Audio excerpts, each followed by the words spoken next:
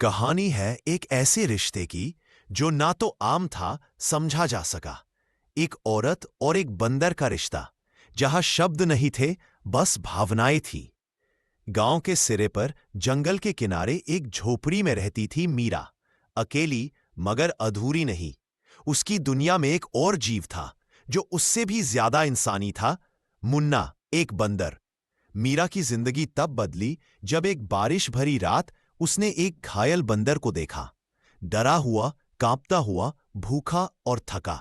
मीरा ने रोटी दी, उसकी आंखों में झांका, और वहीं से शुरू हुआ एक अनोखा रिश्ता। वक्त बीतता गया। मुन्ना सिर्फ पालतू नहीं रहा, वो साथी बन गया। जब मीरा खेत में जाती, मुन्ना पानी लाता। जब मीरा चुप रहती, मुन्ना उसके आंचल में छुप जाता। पर समाज कहाँ समझता है ऐसे रिश्तों को। लोगों ने ताने दिए, सवाल उठाए, औरत पागल हो गई है। ये कहते कहते लोग हंसते रहे।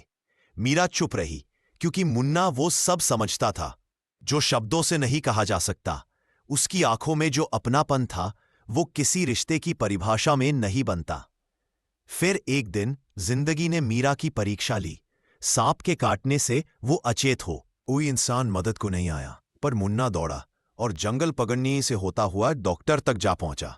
डॉक्टर ने कहा, अगर ये बंदर ना होता तो मीरा ना बचती। मीरा की आंखों में आभार नहीं, भक्ति थी।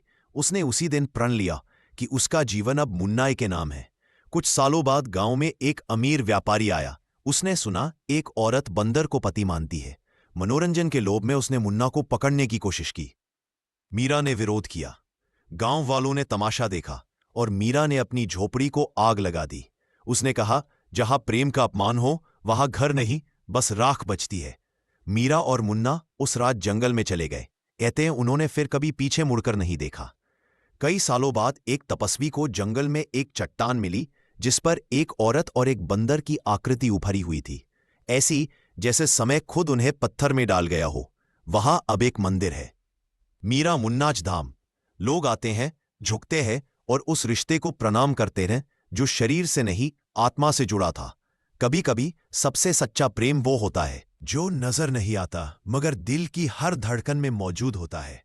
मीरा और मुन्नाथ, एक ऐसा रिश्ता जो समाज की सीमाओं से परे प्रेम के सबसे पवित्र रूप में अमर हो गया।